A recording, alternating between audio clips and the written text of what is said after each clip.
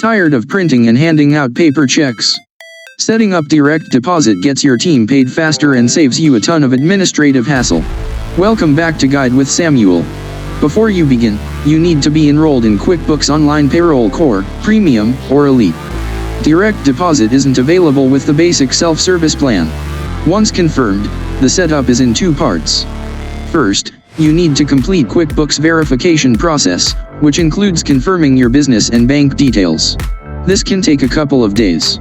Then, for each employee, go to their profile under the payroll menu. Under Payment Method, select Direct Deposit and enter their bank account and routing numbers. They can also split their pay between multiple accounts if needed. My crucial pro tip: mind the timing. Direct deposit requires a lead time. You must submit the payroll at least 4 full business days before the pay date to ensure funds clear on time. Plan your payroll schedule accordingly. It's a win-win. Your employees get instant access to their pay, and you eliminate check runs. Are you team direct deposit, or do you still use other methods? Share your thoughts in the comments. If you found this guide helpful, subscribe for more. Thanks for watching. I'm Samuel, and I'll see you next time.